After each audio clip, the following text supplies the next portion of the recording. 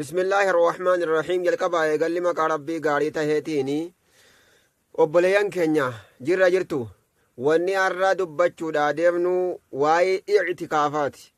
I'tikaafa jechuun maal jechuudha? Namni i'tikaafa galeegaa masjida keessaa ba'uu hin qabu, sawaaba guddaa qabaa. Akkuma beekamu dubbachuudhaaf teenya obsaan nu dhaggeeffadha isiniin jenna. hanga xumuraa sagantaa keenyaatti obsaan nu waliin tura inshaallah. namarraa fayyadamu rabbi nu haa godhu. hadiisa abii hurayraa keessatti radiyallaahu anhu kan bukaarii fi muslim gabaasan keessatti maal jedhe? qaala rasuulullaahi sallallahu alayhi wasallam man qaama ramadaana iimaanan wahtisaaban, namni ramadaana dhaabbatee halkansaa soomanaan dabarsee, namni ramadaana dhaabbatee rabbiin badiisaa isaaf araaramaa jedhe. iimaanan wahtisaaban, akkamitti duba shartiin kun? iimaanan rabbitti amanaa tahaa, wahtisaaban ilajra min allah, sawaaba rabbi irraa eeggataa. namni akkanaa kun badiisaa waan darbeefi waan dhufu. wafii riwaayatin maa ta'akhara jetti, maa taqaddama min zambihi wamaa ta'akhara riwaayaa nasayti. badiisaa waan dhufuufi waan darbe rabbiin dhiifama godhaafi ija jechuudha. rabbi dhiifama nu haa godhu. egaa jiini kun ji'a rahmataati. ji'a gama boodaa kana keessa namni ibiddarraa gara jannataatti galmeensaa barreeffamu. halkan laylatul qadrii san irralle rabbi nu haa aansu isiniin jenna. egaa i'tikaafa jechuun akka asii gadiitti dubbatama jechuudha obboleeyyan keenya. erqogguunii fi kurni boodaa tahe dhaqee kurni boodaa guyyaa 10 ramadaanni kun dhumuudhaaf guyyaa 10tu hafe. ashirul akhii jechuudha min ramadaana irraa ergaan rabbi maal tahe? shaddami izarahu, marxoo ni jabeessata, marxoo ni jabeeffata. riwaayaa gariitiin i'tazala nisaayetti, haadha manaarraa illee ni fagaata. guyyaa 10 haadha manaarraa fagaachuun barbaachisaadha obboleeyyan keenya. shaddami izarahu, marxoo jabeeffatu jechuun kinaayatun an i'tizaali nisaa. toole wa ahyaa laylahu, halkanoowwan isaa ammoo ibaadaadhaan ni jiraachisaadha. halkanoowwan isaa kana ibaadaadhaan ni jiraachisaa, dhaabbataa bulaa. bisahari maaliin? saharii yookaan qaaxiraa buluu qaba jechuudha. gurjaa buluu qaba. kurni boodaa dhumnaan rafuu hin qabnu, qaaxiraa buluu qabna. rabbi nuuf haa laaffisuu isiniin jenna. wa'ayqadha ahlahu, haadha manaa isaallee ni kakkaasa. maal jedha? biqawlihi quumii yaa aishaa. ogguu kaan illee akka jedhaga jajjabeessuudha. kaa jechuudha jajjabeessuu. salaataafis ta'e waa hundaafuu kakkaasanii jechuu duuba akkas ture obboleeyyan keenya. haaya kaana ya'takifu, ergamaan rabbii i'tikaafani seenaa al-ashra al-awaakhira, kurna booda i'tikaafani seena ergaan rabbii alayhi salaatu wassalaam. i'tikaafa min ramadaana irraa kurna booda ogguu guyyaan 10 hafe i'tikaafani seenaa jedha duuba. haaya duuba hattaa tawaffaahu allahu azza wajalla, hanga rabbiin isa ajjeesutti i'tikaafa masjidatti galee masjida ta'a. halkanis guyyaas masjida keessaa hin ba'u ergaan rabbii duuba, hanga rabbiin isa ajjeesutti jee duuba.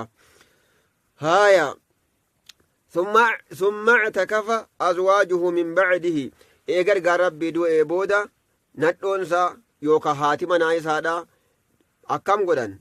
i'tikaafa galan. akkuma nabiyyiisan nabiyyii irraa bakka bu'anii isaanis i'tikaafa seenanii.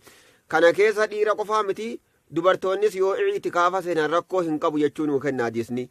dubartiillee masjida galanii i'tikaafa gochuun ni danda'ama. ogguu wal amanuun jiraati, ogguu iimaanni jiraati. haaya ergaan rabbii guyyaa 10 i'tikaafa galaa ture. garuu bara du'u san keessatti guyyaa 20 i'tikaafa seena jedhan ergaan rabbii alayhi salaatu wassalaam. kanaaf guyyaa 10 qofaa miti, 20 illee i'tikaafa galuu ni dandeenya. guyyaa 20 illee masjida galuu ni dandeenya. kurna lammaffaarraa eegallee hanga xumuraatti jechuudha. sababni ergaan rabbii haaya duuba shawwaala keessa taa'e maaliif shawwaaliin keessallee i'tikaafa taa'ee ture shawwaalirraa guyyaa 10 qadaa baasee ture sababni inni i'tikaafa shawwaalirraa qadaa baase maaliif obboleeyyan keenya waliin haa dhaggeeffannu i'tikaafa shawwaal keessa seenuu ergaan rabbii raamadaana keessa dhiisee shawwaaliin keessatti ergi gama rabbii i'tikaafa seenuun maaliif barbaachise maaliif tahee yoo kajennu taane gaaf tokko i'tikaafa seenuudhaaf qophaa'e isumaa i'tikaafa seenuudhaaf qophaa'e ergaan rabbii i'tikaafa masjida galuu deemaa jechuu gudhagaan dubartoonnis haadha yookaan haadhotiin manaa isaa akkam godhan Safiyyaa jedhanii Hafsaa jedhanii duuba Hafsaa Safiyyaadha ergaa nadhoon isaa yookaan immoo haati manaa isaadha haadha manaa sadii turanii isaan sadanuu dhaqanii achi keessatti waa ijaarratanii waan akka sharaa wayii hidhatanii duuba kaa'imaa waan jiran wayii goojjoo wayii masjiduma keessatti ijaarratan duuba mee ilaala akkasii ergaan rabbii i'tikaafa seenuudhaaf ni dhufe albirra taquuluuna bihinna je mee isaan kana khayruma yaadan isinitti fakkaatti hiije khayrumaa fi thawaabumaa fi dhufanii artaa'anii itti beeytanii isinii kana yaaddanii je khayriidhaaf miti duuba inaaffaafis ta'uu danda'a duuba kanaafi dubartoonni ogguu iimaanaan ta'e i'tikaafa seenuun illee ni barbaachisa akkasii ergaan rabbi isaan achitti dhiisee masjida keessatti dhiisee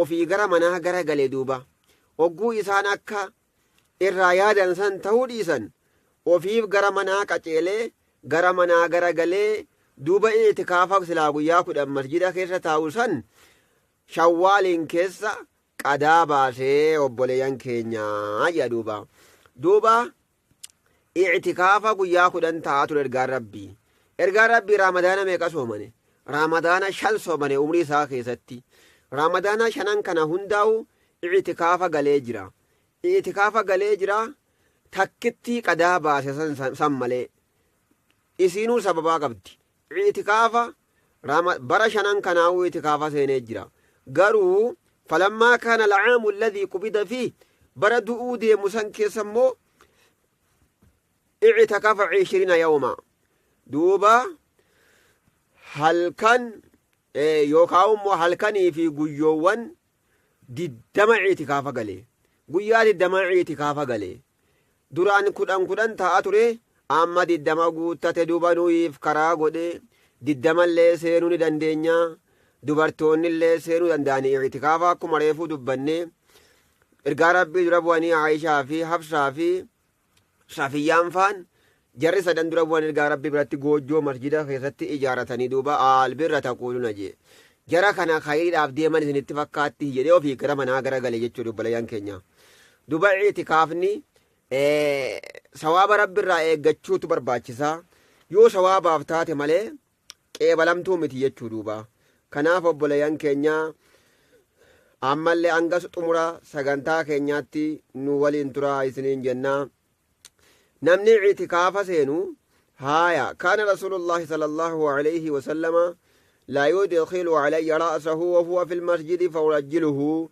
wa kaana laa yadkhulu albayta illaa lihaajatin jette Aayishaan namni i'tikaafa galee jiru dubartiilleen yoo dhuftee isa laalti rakkoo hin qabu gaafa kaanii ergaa rabbiitii masjida galee i'tikaafaaf deemu Safiyyaa binti Huyayyii haati manaa isaadha ergaa rabbiin dhaqee laala jettee duuba gara masjidaa kuttee yeroo hanqata akka duuba teessee haasofteeti akkasii haasaa ergaa rabbii wajjin haasaanii duuba nan gala jettee akkasii gara galtee halkanii ogguma isiin ol kaatu ergaa rabbii isii qaceelchuudhaaf yookaan isii geggeessuudhaaf akkasii duukaa gadi ba'ee oggaa inni gadi bahuu nama lama arge Ubbaad bin Bishriitii fi Usayd bin Hudayri namichi jedhamu arge akkasii laftii halkanii ogguma ergaa rabbii argan dudduubatti yaa'anii ergaa rabbii irraa booddeetti hafan ergaa rabbii duuba kuni booda sharrii wayiitu facaati jechuu sodaate innahaa alaa rislikumaa suuta deemaa obboleeyyan keenya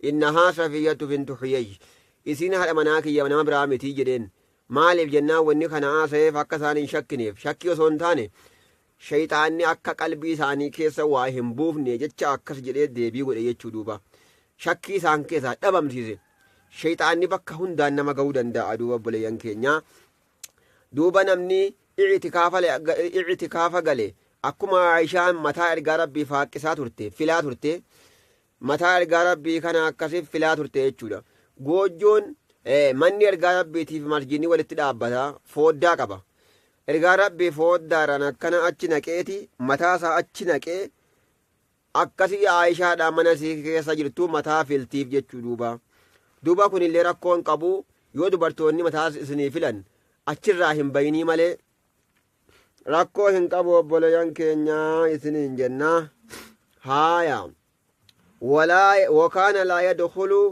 albayta ergaa rabbii yogguu i'tikaafa seenee jiru mana koo hin seenu jette duuba mana hin seenu masjida irraa ba'ee mana hin seenu illaa lihaajatin yoo haajaa limaa laa budda minhu waan irraa hafeensi hin jirre yoo haajaa cimaa qabaate malee haaya haajaan cimaan suni fassara zuhriyyu warra akka zuhriyyifaa maalitti fassaran bilbawli walgaayiti udaanii fi fincaanitti fassaran udaanii fi fincaanne irraa hafeensi hin jiru kanaf fassaran jechuu duba ulamaayin haajaan irraa nama hin baafne haajaan irraa nama baaftu maali bilbawli walgaayititti fassaran fincaanii fi udaanii jedhan kanaaf obboleeyyan keenya fincaanii fi udaaniif gadi ba'uun daruriyyiidha waan dirqamaati fincaanii fi udaan ta'uu haajaan irraa hafeensi hin jirre waan akkanaati ogguu waan biraa ta'e waan akka nyaataa fi dhugaatii waan akka fayyadabaa gaafachuu waan akka janaazaa jala deemuu ogguu ta'e immoo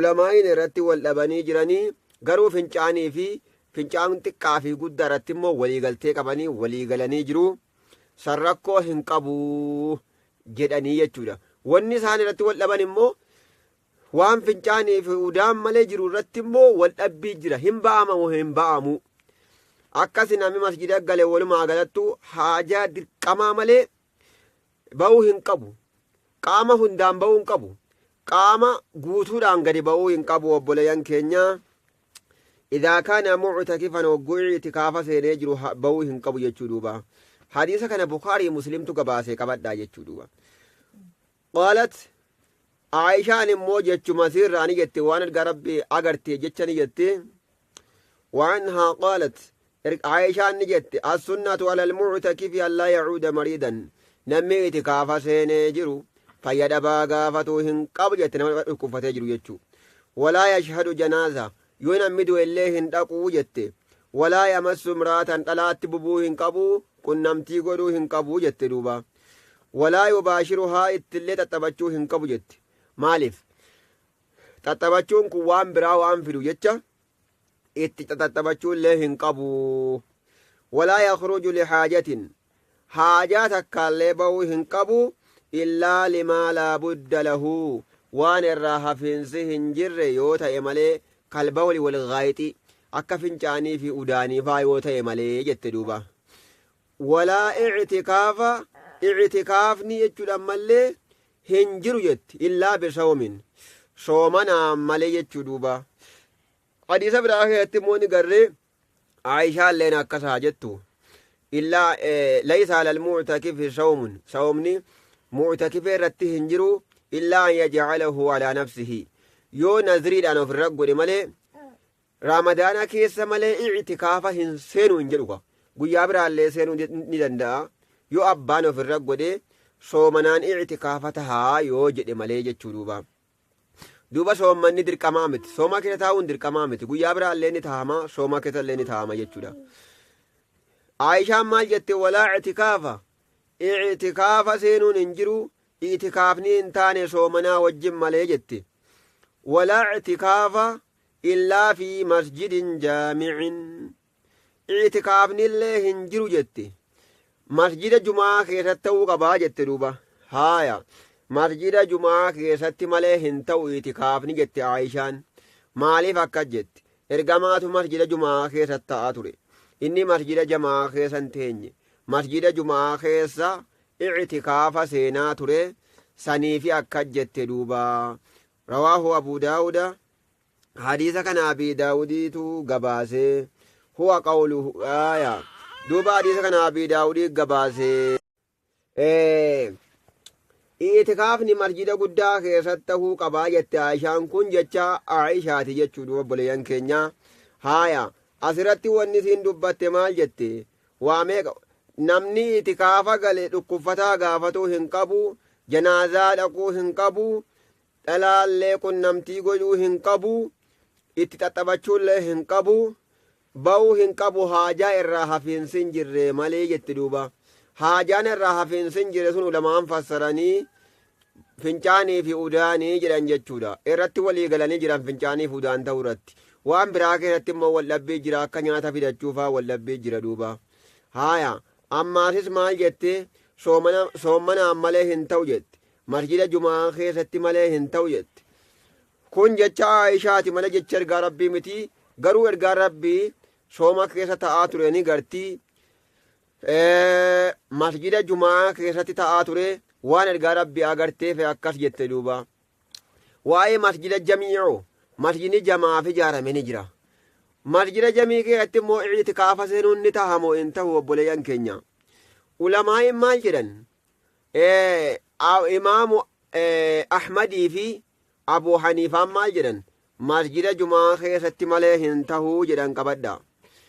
Duuba jumhurri ulamaa'iidha. Irra guddaan ulamaa'i immoo yajuuzu fi kulli masjidin jedhan masjida jumaatii fi kan biraa keessatti illee ni taha. Maquma masjidaa wanni tuqame waan maqaa masjidaa jedhame keessatti itikaafa seenuun ni danda'amaa jedhan duuba. Fi kulli masjidin hunda masjida waan jedhame keessatti itikaafa seenuun ni danda'amaa duuba. Irra guddaa ulamaa'ee qabachuu qabna masjida hunda keessatti jechuudha. Haajaan irraa hafiinsi hin jirre jumaa fa'i duuba. Jumaadhaaf gizee baanee jumaa ooluun hin danda'amu. Jumaan kun waajiba jechuudha duuba. Kanaaf akkas jennaa garuu ergaan rabbii masjida jumaa keessatti itikaafa seenaa ture jechuu duuba obboleeyyan keenya. Haaya kanaaf masjida fakkeenyaaf namni masjida jumaa irraa fagoo jira. Achi yoo taa'e duuba amriin irratti jajjabaatti. Kanaafuu jumhura ulamaa'ii qabachuudha qabna obboleeyyan keenya. وعن ابن عباس رضي الله عنهما أن النبي صلى الله عليه وسلم قال إرقى رب نجد ليس على المعتكف صيام معتكف رتي صيام ننجرو يوكو دا قد يوكان نذري قد ملال صيام لله يجعله على نفسه نذرا على قدات نذري دان يو وفرتي دركما قد ملي صوم كيسا صومني سرتي هنجرو أقو Ramadaana hin tahin abbaatu of irratti godha jechuu duuba obboleeyyan keenya. Obboleeyyan keenya wanni itikaafa seenaniif maaliif? Wanni itikaafa seenaniif tilaawaa quraanaatiif quraana qara'uudhaaf itikaafa seenamaa, zikriidhaaf itikaafa seenamaa, ammallee du'aa'iidhaafis ni seenamaa, salaataafis ni seenamaa. Duuba wantoota gurguddaa akkanaatiif seenamaa. Itikaafa namni seene waan duniyaa irraa ba'uu qaba. Itikaafa namni seene haasawa duniyaa irraa fagaachuu qaba. Moonni masjida galaniif masjidni zikriidhaaf quraanaaf malee halaaliin godhamu. Duuba obboleeyyan keenya masjida galanii itikaafa seenuun sawaaba akkamii qabaa? Sawaabni inni qabu maali? Sunnaa ergama rabbii irra deemuudha alayhi salaatu wassalaam. Namni masjida keessa jiru wudu'atee salaata kaan salaatee hanga salaanni kaan ga'utti akka nama salaata keessa jirutti isaaf lakkaa'ama duuba obboleeyyan keenya. Duuba namni itikaafa seene bakka itikaafa seene sana hanga iqaamamutti achii ka'uu hin qabu. Akkuma ergaan rabbii ogguu kaan dalagaa ture ogguu iqaamanii achii ka'aa ture. Kanaafuu achuma irra teenye ogguu iqaamaa jedhan achi duuba achirraa ka'uu dandeenya. Itikaafa jechuun kana fakkaataa sawaaba guddaa qabaa. Inshaallah rabbi nuuf haa laaffisu. Sunnaadha. Sunnaa ergamaa rabbiiti duuba obboleeyyan keenya. Kanaaf itikaafa seenuun yoo irraa bahuu laal itikaafa jennee jiruu maatii rakkisuu hin qabnu, maatii cinquun alatti maatii cinquu hin qabnu jechuudha. Sunnaa kanaa jennee waajiba gadhiisuu hin qabnu. Yoo nu danda'e malee itikaafa seenuun hin qabnu. Yoo nu mijate yoo nuu danda'ame itikaafa seenuu dandeenya obboleeyyan keenya.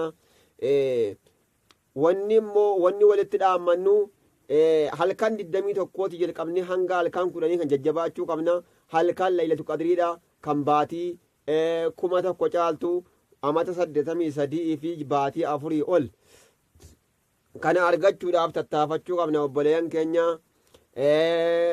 Kanaaf halkan sana immoo halkan quraanni buufame halkan namni ibiddarraa gara jannataatti barreeffamu halkan sun jechuu duuba. Halkan sana fiihaa yufraqu kullu amrin wanni hunduu halkan sana adda ba'a.